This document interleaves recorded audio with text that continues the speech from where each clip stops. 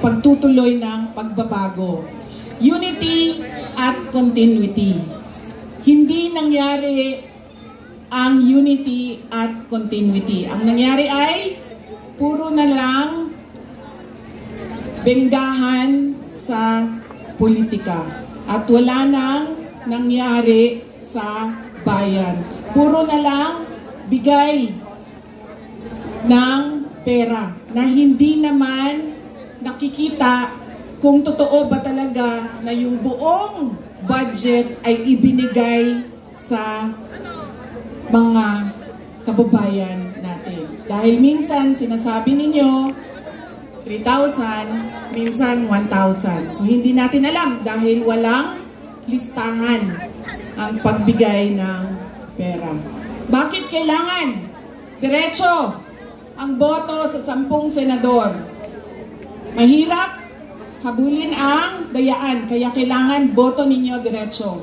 At kailangan ng continuity at unity. Dahil silang 10 ay naiintindihan nila kung ano ang pagtutuloy sa nasimulan ni Pangulong Rodrigo Duterte. Tayo ay may karapatan na bumoto ng 12 senador. 10 lang ang senador ng Duterte. Kaya nandito si Senator Amy Marcos na humihingi ng tulong ninyo para siya ay maibalik sa Senado at maituloy niya ang pag-imbestiga ng pagnanakaw kay dating Pangulong Rodrigo Duterte.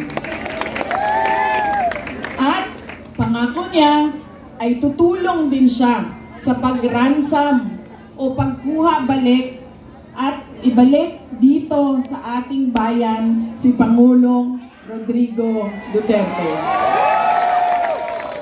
Huwag ka mag-alala, ako naman nangako niyan, hindi ikaw. So kung hindi siya mabalik, hindi mo kasalanan. Pero nagsabi siya, tutulong siya.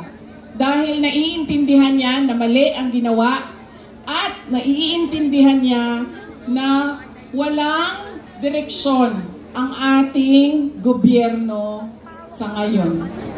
Kaya, andito siya para sa inyong lahat at para iboto ninyo balik sa Senado. Senator Amy Marcos.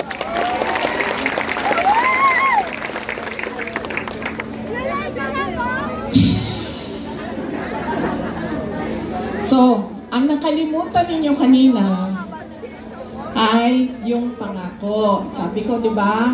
Check ninyo ang pangako kung natupad pa bago ninyo iboto ulit. Yan yung ang pag-check niyan ba parang ano, yung politiko ba parang boyfriend yan ba? 'Di ba? Ang lalaki kapag nanliligaw, isasabihin sa iyo ang lahat. Bibigay sa iyo ang lahat. Sasabihan ka, ano sasabihin, ma'am? Hindi kita iiwan, ano pa? Mahal na mahal kita, ano pa? Hindi kita pababayaan.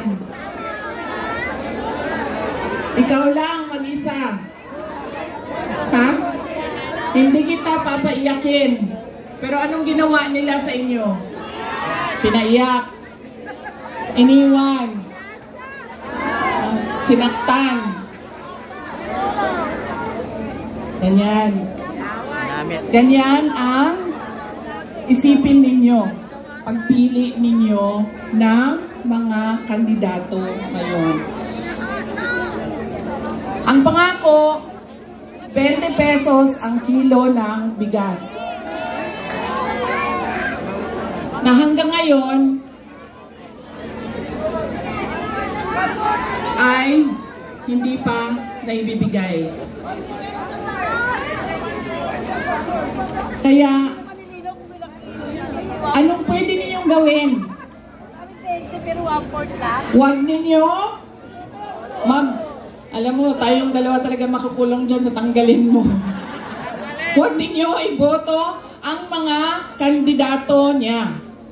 Dahil ang mga kandidato niya ay nagsasabi sa kanya na okay lang na magsinungaling ka. Okay lang na hindi mo tuparin ang pangako mo sa mga tao. Huwag ninyo iboto ang mga kandidato ni Nino na nangako ng na hindi. So, sino ang mga, alam niyo, nagtataka ako sa inyo, ha? Yung congressman ninyo dito,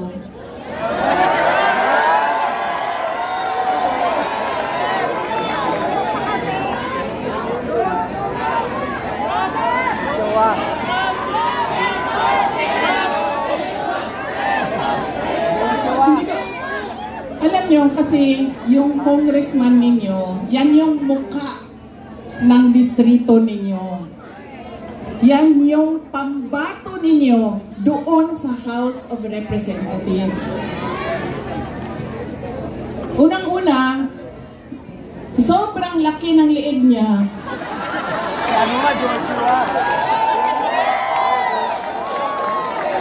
Naiipit na yung boses niya.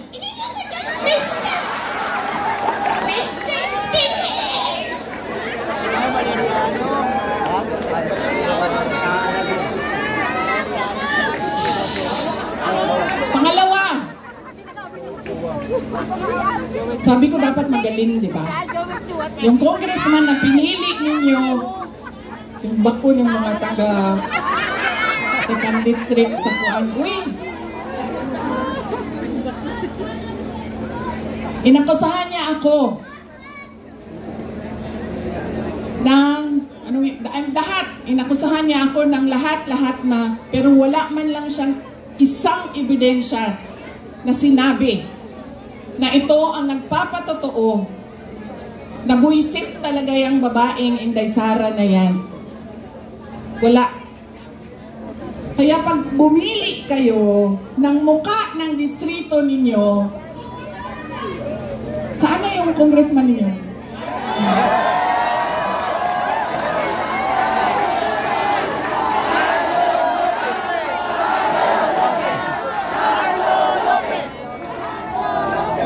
Ganitong klaseng pagmumukha ang ilagay ninyo sa Congress.